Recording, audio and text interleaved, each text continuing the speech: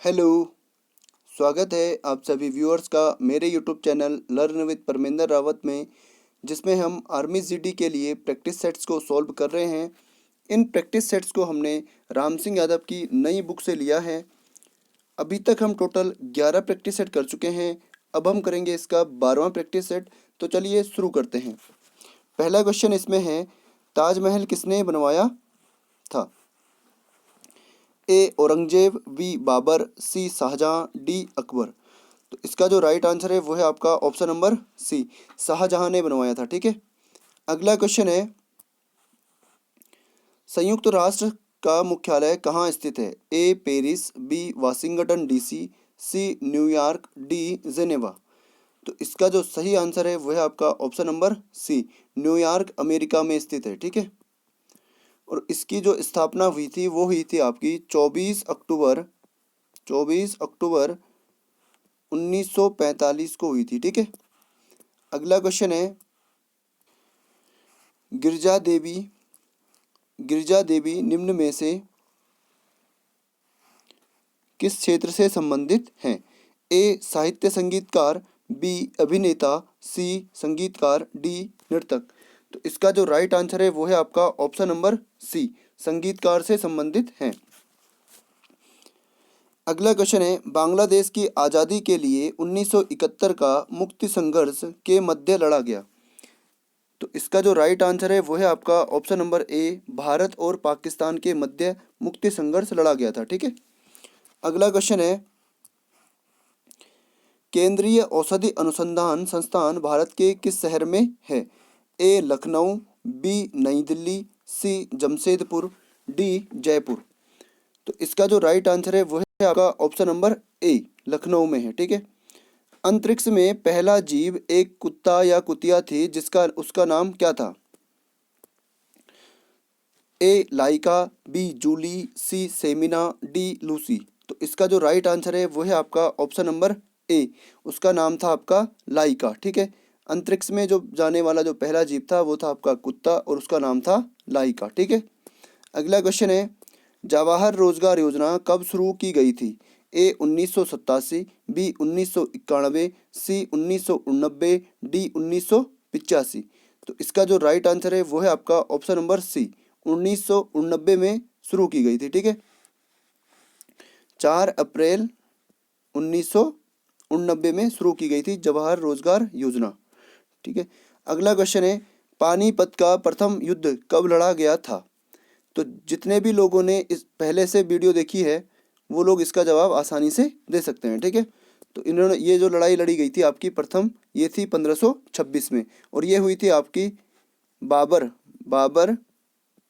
व इब्राहिम लोदी के मध्य। ठीक है। दूसरी जो लड़ाई लड़ी गई थी वो लड़ी गई थी 1556 में, और ये हुई थी अकबर व हेमू के मध्य। ठीक है। तीसरी जो लड़ाई हुई थी ये हुई थी 1761 में, ये हुई थी अहमद शाह अब्दाली व मराठों के मध्य। ठीक है। अगला क्वेश्चन है, गीता फोगाट से संबंधित हैं? ए भारोत्तोलन, बी कुश्ती, सी अंतरिक्ष, डी बैडमिंटन। तो इसका जो राइट आंसर है वो है आपका ऑप्शन नंबर बी, कुश्ती से संबंधित है आपकी गीता फोगाट। ठीक है। अगला क्वेश्चन है, जय जवान जय किसान का नारा किसने दिया? ए सुभाष चंद्र बोस, बी चरण सिंह, सी लाल बहादुर शास्त्री, डी पंडित जवाहरलाल नेहरू। तो इसका जो राइट आंसर है वो है आपका ऑप्शन नंबर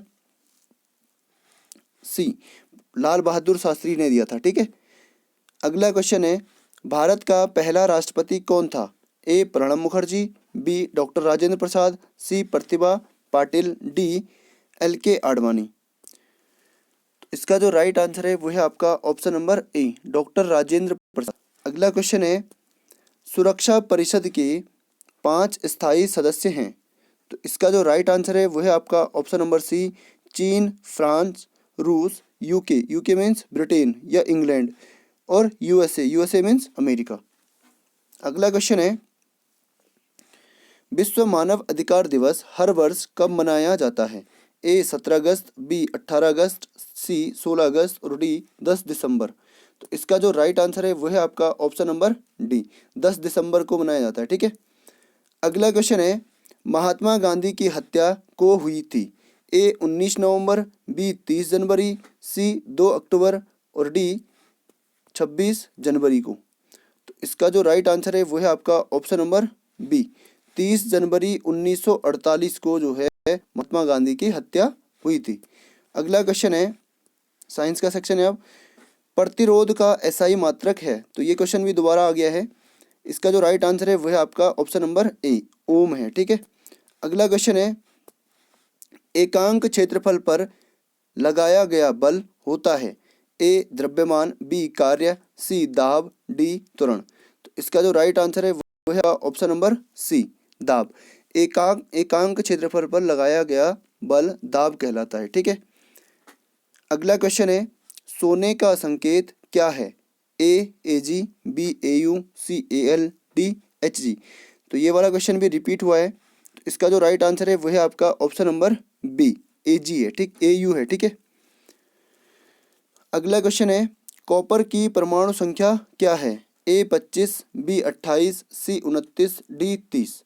तो इसका जो राइट आंसर है वह है आपका ऑप्शन नंबर सी, कॉपर की परमाणु संख्या कितनी है? 29 है। अगला क्वेश्चन है, सबसे ज़्यादा विद्युत ऋणात्मक तत्व कौन सा है? ए फ्लोरीन, बी क्लोरीन, सी फ्रेंसियम, डी सोडियम। तो इसका जो राइट आंसर है वह है आपका ऑप्शन नंबर ए, फ्लोरीन जो है विद्युत ऋणात्मक तत्व है। ठीक है, सबसे ज़्यादा विद्युत ऋणात्मक तत्व है। अगला क्वेश्चन है, निम्न में विद्युत कुचालक है? ए लोहा, बी चांदी, सी लकड़ी, डी तांबा। तो लकड़ी जो है आपका क्या है? विद्युत कुचालक है। ठीक है। अगला क्वेश्चन है, निम्न में से कौन सी बीमारी हवा प्रदूषण के कारण होती है? ए ल्यूकेमिया, बी अस्थमा, सी गिटियम, डी गोमटे। तो इसका जो राइट आंसर है वो है आपका ऑप्शन नंबर बी, अस्थमा जो है वायु प्रदूषण के कारण होती है। ठीक है। अगला क्वेश्चन है, मानव शरीर की सबसे बड़ी ग्रंथि है? ए लीवर या यकृत, बी पिट्यूटरी, सी त्वचा, डी थायराइड।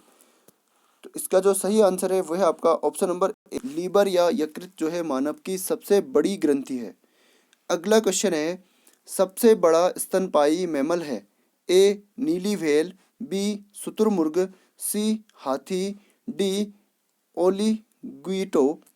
तो इसका जो राइट आंसर है वो है आपका ऑप्शन नंबर ए, नीली व्हेल जो है सबसे बड़ी स्तनपायी है।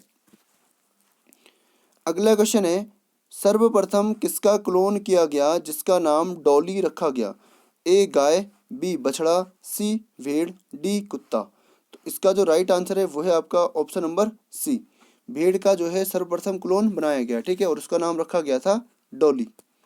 अगला क्वेश्चन है, मानव शरीर का सामान्य रक्तचाप है?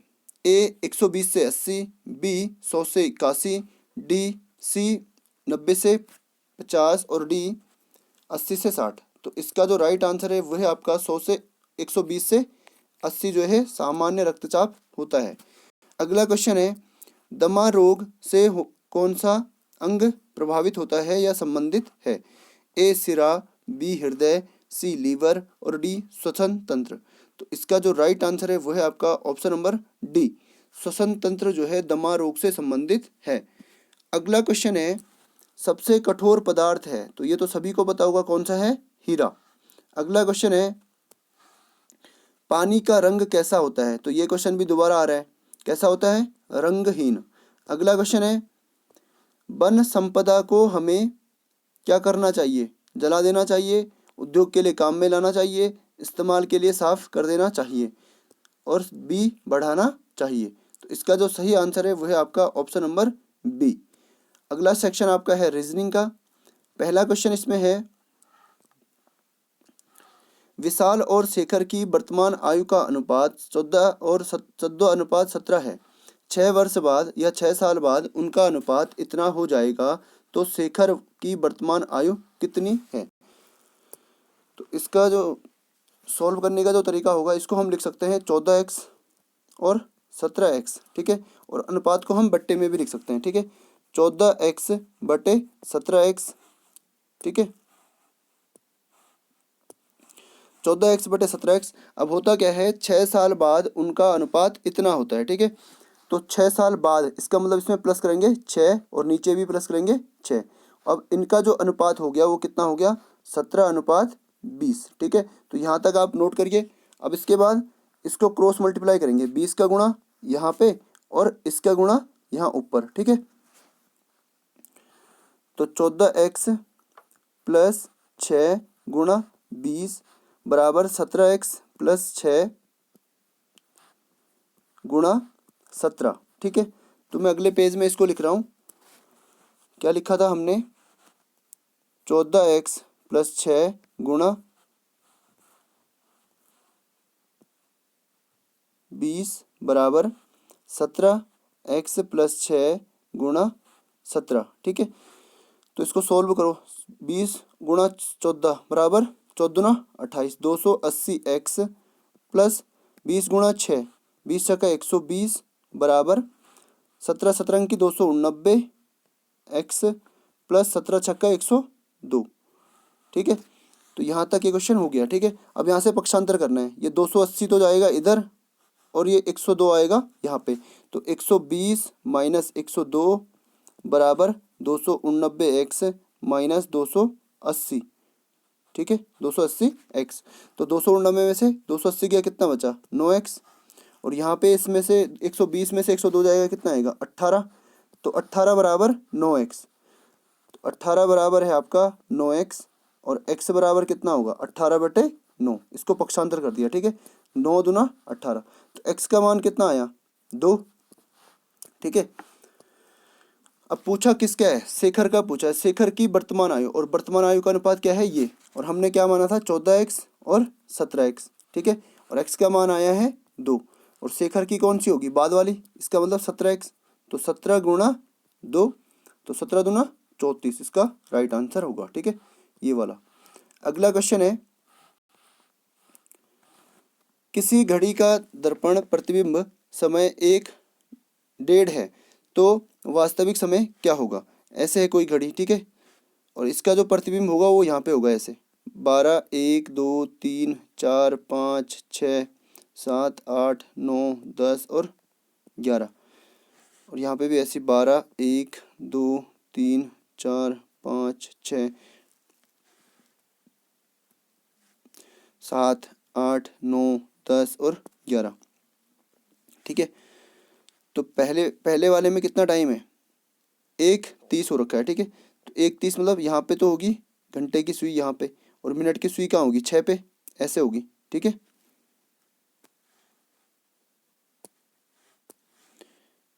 ऐसे होगी, ठीक है। ये वाली हो गई आपकी मिनट की सुई और ये वाली हो गई घंटे की सुई। तो इस यहाँ पे हमने एक दर्पण रख दिया, तो यहाँ पे इसका चित्र क्या दिखेगा, उल्टा दिखेगा, ठीक है। तो ये वाली सुई जाएगी इधर को, 1 और 2 के बीच में थी, यहाँ से 1, यहाँ से भी 1, 11 और 10 के बीच में आएगी, ठीक है। और मिनट की सुई वहीं पे रहेगी 6 पे ही। तो 10:30 होगा, कितना होगा समय, 10:30, ये वाला सही होगा आपका, ठीक है।